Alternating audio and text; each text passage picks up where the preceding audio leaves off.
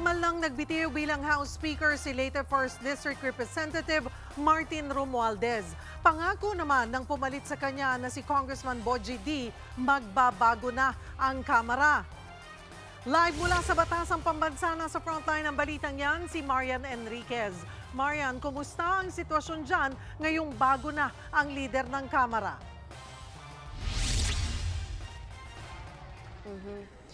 Cheryl, medyo low yung moral kanina ng mga House leaders, pero kanina ayon nga doon sa ilang dahilan kung bakit nagbitiw bilang Speaker itong si Martin Romualdez ay yung pagbibigay daan niya sa mandato ng Independent Commission for Infrastructure para nga gampanan yung mandato nito ng malaya at walang panghihimasok o impluwensya. Ito'y matapos nga siyang madawit sa maanumalyang flood control projects. I have made a decision today, with a full heart and a clear conscience, I tender my resignation as Speaker of the House of Representatives. Isang malaking pagbabago sa Kamara ang pagbibitiw ni Leyte 1st District Representative Martin Romualdez bilang House Speaker. Paliwanag niya, bumaba siya sa pwesto para mailayo ang Kamara mula sa mga paratang ng katiwalian na binabato laban sa kanya kaugnay ng flood control projects. I do this so that the Independent Commission on Infrastructure may pursue its mandate freely and fully, without doubt, without interference, without undue influence.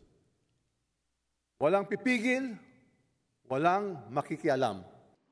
Pinaalala niya rin na ang babala ni Pangulong Bongbong Marcos sa kanyang State of the Nation address na dapat manaig ang pananagutan. Buo raw itong tinatanggap ni Romualdez.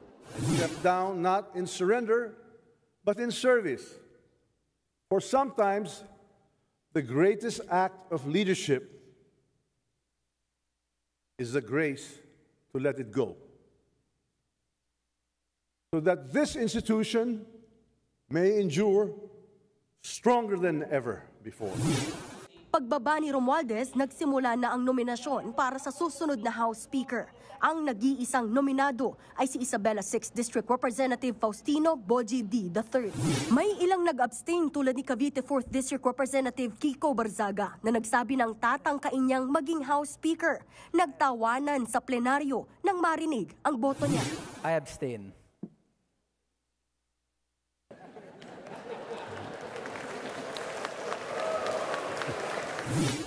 Sa huling, umabot sa 253 ang botong pabor kay D. With 253 votes, the Chair declares the Honorable Faustino Bogie G. D. III from the 6th District of Isabela as the duly elected Speaker of the House of Representatives. Dahil dyan, si D na ang bagong leader ng Kamara. Sa kanyang unang talumpati bilang House Speaker, binigyang diin ni D ang problemang kinaharap ng Kamara. Hindi ko po ito inaasahan. Meron po akong pangamba sa aking dibdib habang iniisip ko ang hamon na katungkulang inaatang sa aking balikat.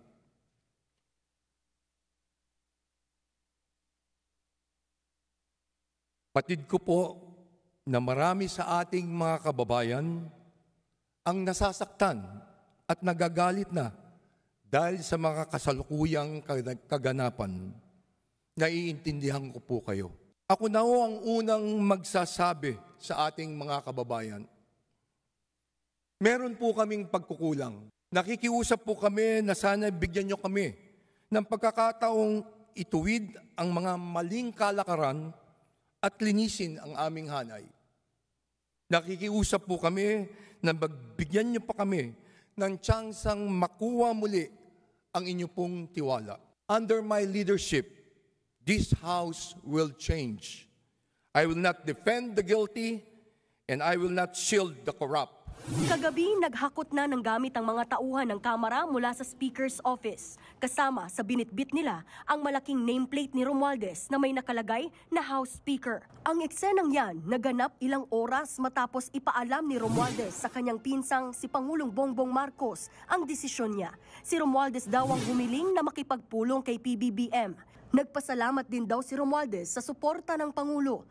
Ilang linggo na raw pinag-iisipan ni Romualdez ang pagbaba sa pwesto. Masyado na raw kasing tinatamaan ang Kamara sa issue ng flood control projects, kaya mas pinili raw magsakripisyo ni Romualdez para rito. Gusto rin daw niyang harapin ang mga akusasyon at intriga. Hinikayat pa raw ng ilan si Romualdez na mag-leave of absence na lang muna. Ngayong may bago ng leader ang Kamara, nakabantay ang taong bayan kung totoong may mananagot na kongresista sa maanumalyang flood control projects.